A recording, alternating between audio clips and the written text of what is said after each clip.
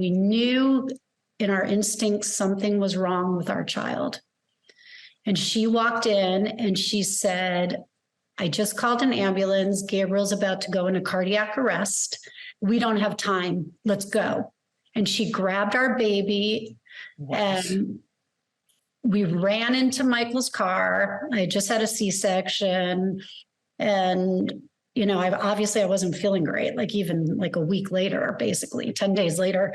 And the next thing I know, our life changed. 10, 12 years ago, Barbie was at a low point. We were at a low point from a sales standpoint. We were at a low point from a brand perception standpoint. And I knew it was going to take time to change the trajectory. So we really, again, focused everyone on progress, not perfection. Like, just begin, start. Again, overnight, we're not going to be the most diverse doll line in the world. 10 years later, we are. But start the journey and know that you'll get towards perfection, even though there's never, I think, a perfect state, because there's always more to do. But, give yourself permission to start the journey and then recognize the progress and take the small wins as you go. These traffickers are taking the time to understand the vulnerabilities, mostly predominantly women in the US, boyfriending them, acting like they're going to be loved, like they're going to be cared for, and then they're ending up selling them. Like, you'll see this girl and she's on the corner and she's wearing next to nothing, and buyers come in to pick her up, drops her off, and she's still on the corner. So we still have this idea sometimes of what prostitution is, which is it's a choice.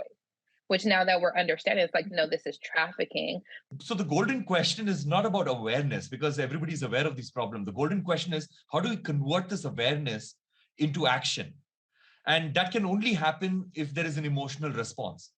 So I can showcase a ton of scientific data to people and it will probably not make any difference to people's mindsets. I can show a whole lot of analytics. People will probably look at it and they won't react to it. But what is needed is for artists to take these complex ideas and thoughts and to convert it into the emotional language of music. This is the biggest lesson I think I've learned. Am I saying this or doing that out of fear or love? It's very simple.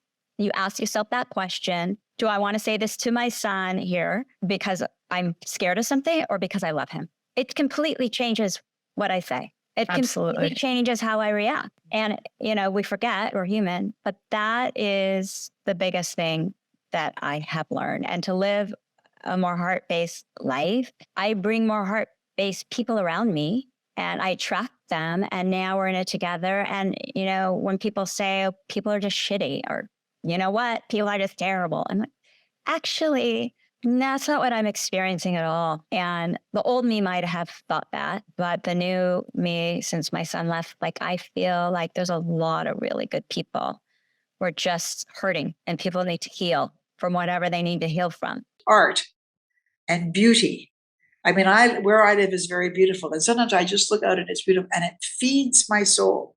So I think that that's something else we need to remember. And all of you who with your art, and your music, you contribute to this. It's part of, say to somebody, what are you doing? Well, I'm making music, but what I'm really doing is I'm strengthening and empowering all the people who hear it to be able to withstand the bad things in the world by giving them something joyful to have in their heart.